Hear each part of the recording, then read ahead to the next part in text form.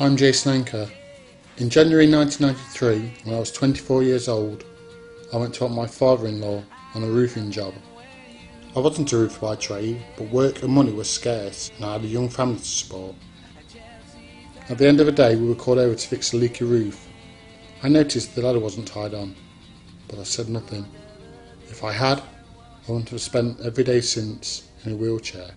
I've worked in spinal cord injury for over 25 years now, and the hardest part of doing it is actually having that conversation with what are commonly young people and very often young men. There is absolutely no doubt that what happens to them changes their life completely and changes the life of everyone around them. And I can remember a nurse, she came over to me and she sort of said, "Calm down. You're not doing anybody any favours by shouting." And I said, "Calm down? Now I can't feel my fucking legs." And the doctor's called and he brings along with him one of these, a bag of piss. And I have to wear one of these every day. I've got one of these on my leg all the time.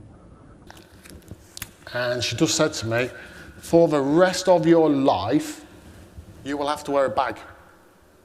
And I actually laughed. And I said, "No chance, I'm not wearing one of them. That's what old people have to wear. Can you just tell me my other options?" And she just said to me, "I'm really sorry to say, but in your case, this is your only option." Now, she also came to the bed with one of these things, these condom type things. Now, I have to wear one of these 24 hours a day. And it is now just turned 20 years since my accident, and I still detest this. They are a lot more reliable than what they were, but they're not 100%. Now, everywhere I go, I have to carry a bag of clothes with me just in case something goes wrong. But in the earlier days, these used to come off at a rate of probably once or twice a month. And you'd always be sat in the pub with your mates when it happened. These ones in particular, these ones came out about 10, 11 years ago, and these were actually developed by NASA for the spacemen. Now, it might not sound very much to you, but I look at it, I am one stage further in my training to be a spaceman than any one of you people. Always sort of cheers me up a little bit. But without doubt, the hardest thing you'll have to deal with is how you go to the toilet.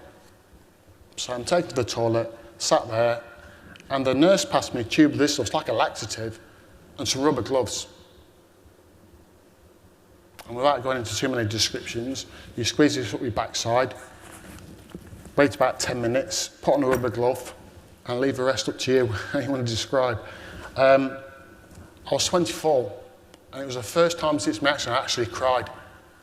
What aspects of the change that occurs with paralysis do people find the most difficult to deal with? If you ask someone who was paralysed and in a wheelchair for a couple of years, they would almost invariably say that they didn't really care too much about the walking side of things, but they would wish to have their bladder and bowel control back and to have sexual functions. We are just normal, ordinary family.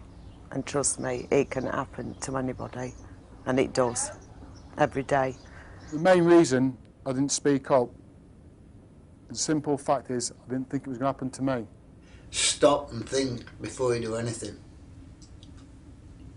Everything's got to be done safely. You only get one chance.